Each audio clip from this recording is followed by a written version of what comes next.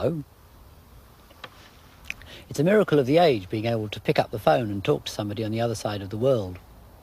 But although this needs some very sophisticated electronics connecting the phone together, the telephone itself has remained quite a simple gadget.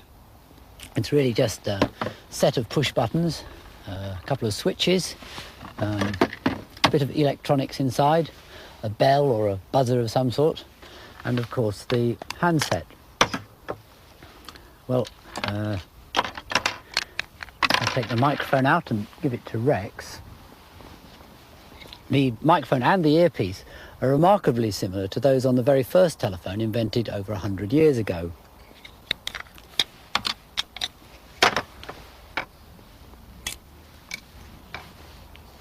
If I connect up the earpiece at this end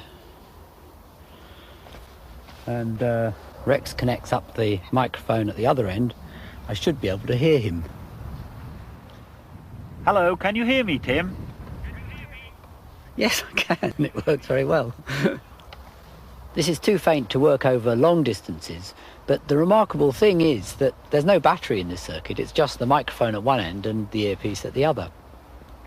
In this programme, I'm going to look at how the telephone evolved from simple devices like this to become the elaborate international system it is today.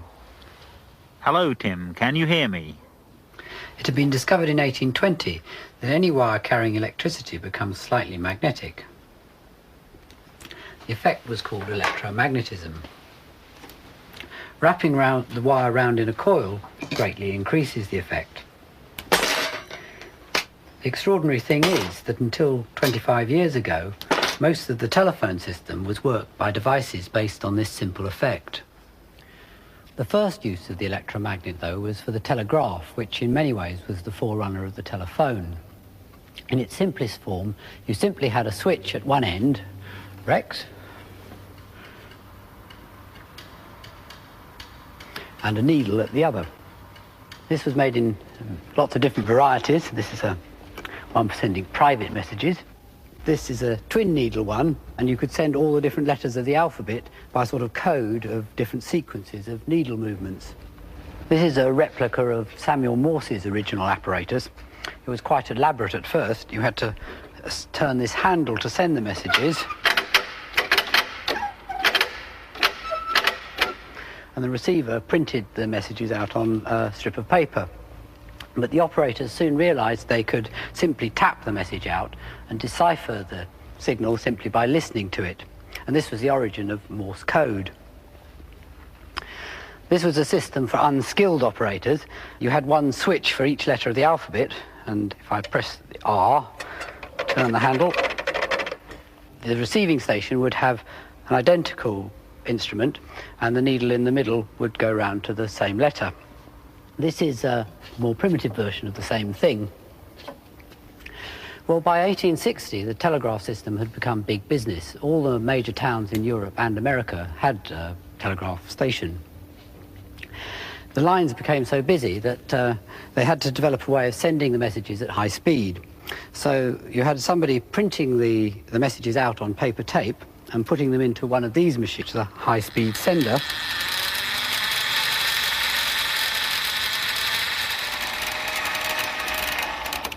And at the other end, you had one of these machines, which is a high inking machine. Not working at very high speed at the moment.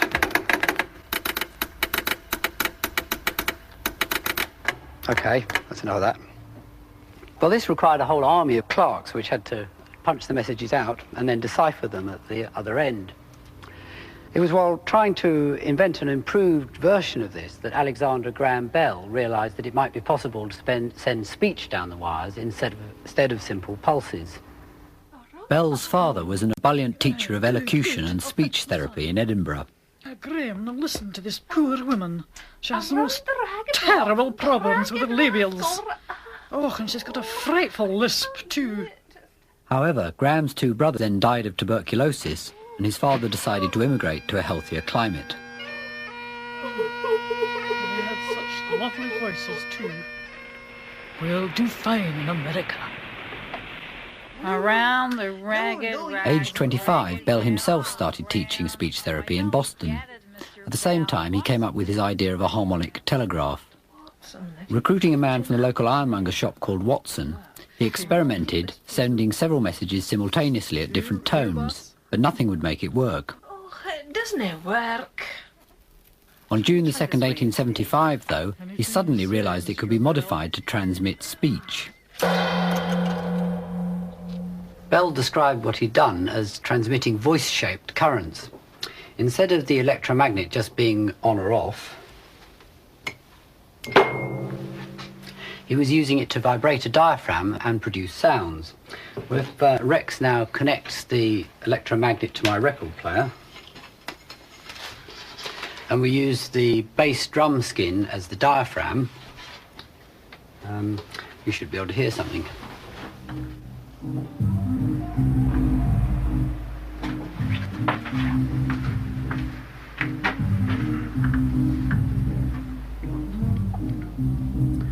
The magnet's vibrating the skin, and this is moving the air, reproducing the original sound. This is one of Bell's original telephones. You can see exactly the same arrangement with the diaphragm here and the electromagnet. You listen in through the bottom here. This is a modern telephone earpiece, and you can see this has a metal diaphragm and the electromagnet is embedded in plastic down the bottom. The principle is exactly the same. Bell's patents made him a very rich man, and he built an enormous mansion in Nova Scotia. He grew rather portly and started experimenting with kites, twin-bearing sheep, iron lungs, hydrofoils, and all things. He became completely fed up with the telephone and wrote, "I have become so detached from it, I often wonder if I really did invent it, or was it just someone else I'd read about?" Bell used the second receiver as his microphone. It works exactly in reverse. When you speak near it, the diaphragm vibrates and creates a tiny electric current in the electromagnet. I can show you this with a loudspeaker. A loudspeaker is just a larger version of the same thing, really, with a paper cone as a diaphragm and an electromagnet underneath. I've connected it to a meter here, and when I move the diaphragm, the meter raises the current. Well, now if I connect it to the second speaker,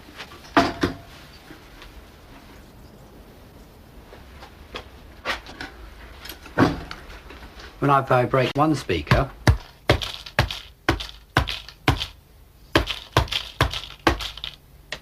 the other one vibrates too. This is how Rex was managing to talk to me at the beginning of the program. But it's not a very efficient process, this is why Rex's voice was so faint.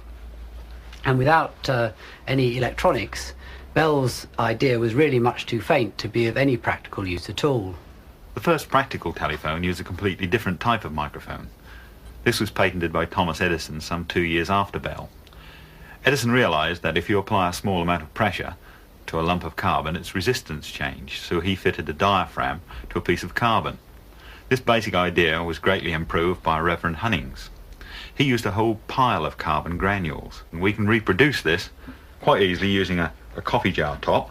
I've put a couple of bits of silver paper in here to form a contact, and connecting up to a loudspeaker and a battery. If I fill this with the granules, you'll hear it begin to crackle. Then fit a diaphragm, which is just a piece of plastic.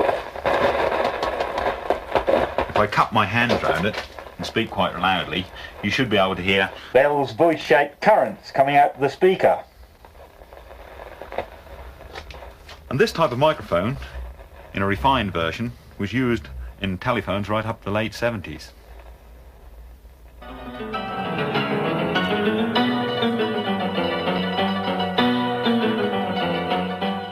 With Bell's receiver and Edison's microphone, the telephone became a practical proposition. At first, the telephone companies had to stress its usefulness in emergencies because so few people had phones that they weren't much use for anything else. This is part of a film made for a New York phone company in 1910.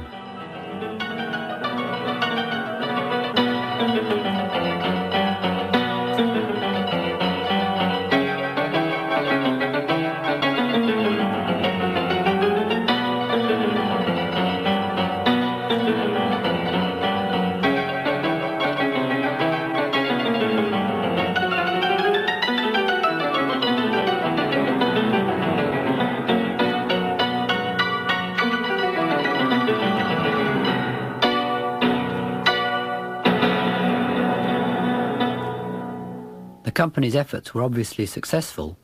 This is a pile of New York telephone directories a few years later. This is one of Edison's first telephones. You have to turn the handle all the time to hear anything through it. It's called the chalk receiver. This one's called the Marriage. It's one of the phones to combine Bell's receiver and Edison's microphone. A lot of the early phones didn't have microphones as such, but they just had these wooden sounding boards which acted as the diaphragm. You just had to speak somewhere near them. This is the bell that called the attention of the operator. This one's the horse collar phone. You put your head right in it for private conversations. One thing that most of these early phones had in common was that the microphone was firmly fixed to the wall or to a base. And this stopped the carbon granules moving around and crackling too much. The candlestick phone, which came into fashion in the 20s, was a sort of compromise. Although you could move the microphone around, it tended to keep the carbon granules at the same angle as you lifted it up. Carbon microphones were gradually improved until they could be fitted into handsets. And in fact, many are still in use, crackling away. None of the early phones had dials. You simply asked the operator at the exchange to connect you to the number you wanted. Early attempts at using male operators are said to have been unacceptable because they were too rude. As the telephone system expanded, more and more telephone operators were needed. And toll and telegrams and all exchanges too. Just telephone and we will put you through. Ring Abercorn or Otway. If there's a hot ring anywhere, we're waiting on your phone. Do you want a little warning to make you get up in the morning? Is your house on fire? Do you want to send a wire? Just lift up the receiver, that's all you've got to do.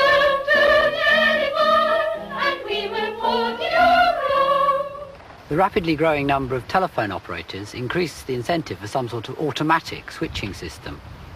The answer was provided by the versatile electromagnet. I still use electromagnetic switches called relays in a lot of the machines I make. This is a nutcracker I made for an exhibition.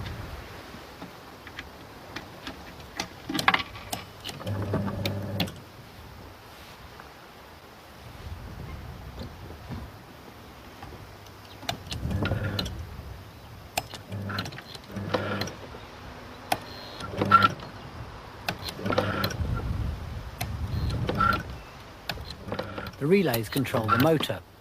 It's actually quite useful for being able to see what's going on, and they're actually quite reliable.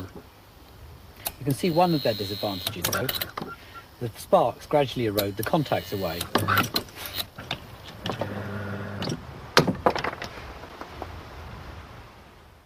The first successful automatic exchange was designed in desperation by an undertaker from Kansas City called Almon B. Strowger in 1889. Not enough people dying hereabouts, unless there's something funny going on. Let's see, there's my arch rival, McGreely. He seems mighty busy all of a sudden. There's Mrs. McGreely going to work in telephone exchange. Hey, telephone. So sorry to hear about your recent bereavement, but we do have a special offer this week. 6 coffins for the 3 That's and it. interiors. She tells and him who's dying. of course. So I'll make my own telephone exchange and cut out the third party. This is a Strowger selector made in the 1960s, and it's still surprisingly similar. There are 2 electromagnets. One makes this arm climb up, and the other one makes it hunt across, and finally resets it. Behind, there's a large bank of contacts. The arm sits in front. This connects to the dial. These are the clicks that you hear whenever you dial a number.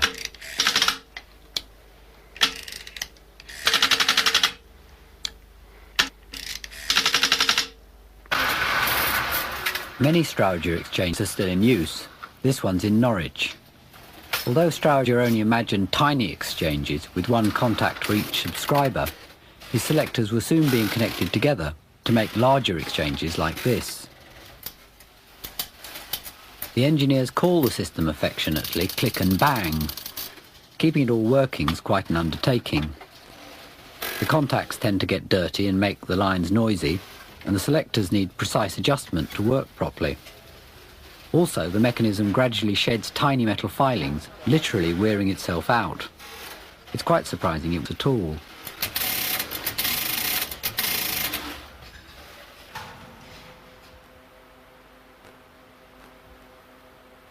There quickly reaches a level where electromechanical devices become a bit absurd. This is a burglar annunciator built in the 1930s. These premises are being broken into. Police, Scotland Yard, Police, Scotland Yard, Police, Scotland Yard. This is a Garrod automatic burglar alarm operating at J.E. Hell. The solution was a whole new technology with no moving parts. It was based on a device invented for telephone exchange switching in 1947, the transistor. It was credited to John Bardeen, Walter Brattain and William Shockley. Bardeen was the mathematician who developed the theory. Brattain was the practical experimenter who actually tried things out.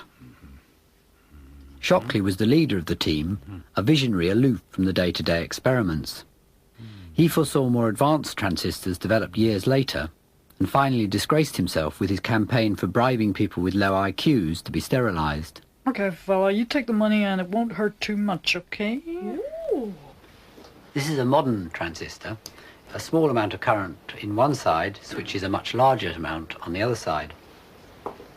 Here I've hooked up the high power side of a transistor to a car battery and a headlight, and if I moisten my fingers, I can now switch the transistor with the tiny amount of current passing through my body. Just touching the low power side of the transistor is enough to switch the light on and off. Solid state switching like this has enormous advantages. There are no mechanical parts to wear out, and of course there are no contacts to spark across.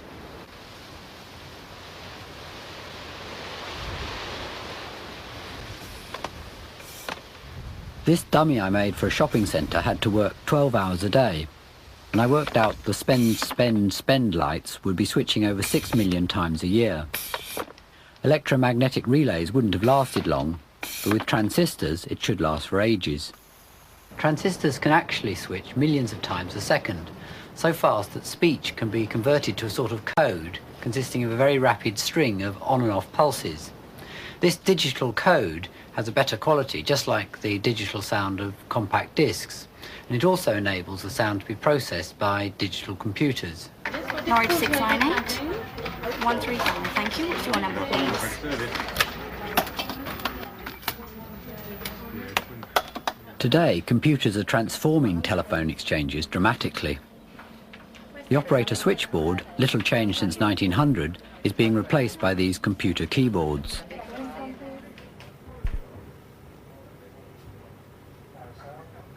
The new digital exchange control room looks just like an ordinary office. The system's incredibly reliable.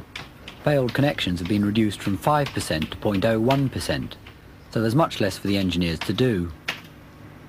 Occasionally the computer does find a fault and tells them to change a panel.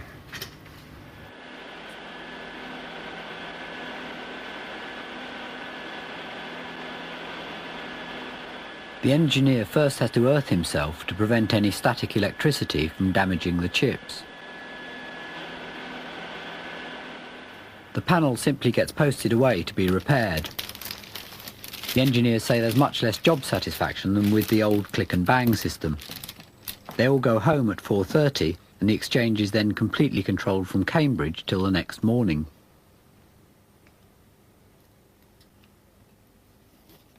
Like the digital exchange, modern telephones now use electronics. This has enabled them to go back to Bell's elegant original idea of having an identical earpiece and microphone. Hello, can you hear me better now that it's Amplified? It's now so loud I hardly have to hold it to my ear at all, and the sound quality is much better than Edison's crackly carbon microphone, all thanks to this tiny transistor amplifier. It's surprising what you can do with transistor amplifiers. You're listening to me now through a device that Rex gave me Christmas last year. When he takes it away from the glass, now he's put it back again, you can hear me quite clearly again. This little acoustic probe can only pick up minute vibrations, and the window is acting as a diaphragm exactly as a microphone. It's got several serious uses. We can use it to detect a noise on a car engine, so you can actually tell which tappet is making a noise or which bearing has failed. But it's got light-hearted uses as well. You can actually hear through a 9-inch wall far better than an upturned wine glass, like grandmother used to use. And you can also, as you see, listen through glass as if it wasn't there. The other advantage of electronics is that it's also compact. The latest chips and circuits are so small that there's room for a radio transmitter and receiver as well, the cordless phone. There's even room for the very sophisticated electronics in a cell phone, which automatically changes the frequency of its radio as it passes from one transmitter cell to the next. Without the large bell and dial mechanism that used to fill the traditional designs, telephones have lost their distinctive, robust appearance. The electronics will fit in almost any size or shape. Perhaps the most striking thing, though, about modern phones is their sheer quantity. It wasn't long ago that it was extraordinary to have more than one phone in the house. Furthermore, a kitchen phone at hand when friends call up to chat a bit.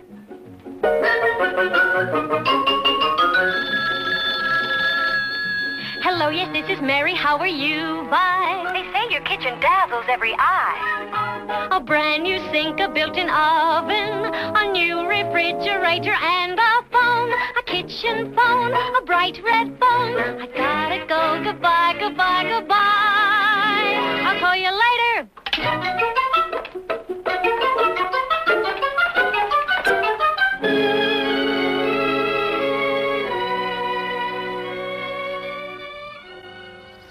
Today, most homes have at least two phones, and often a cordless one as well. And with a cell phone, you can be in touch almost all the time, wherever you are. The number of phone lines in Britain alone is growing by about 1 million a year.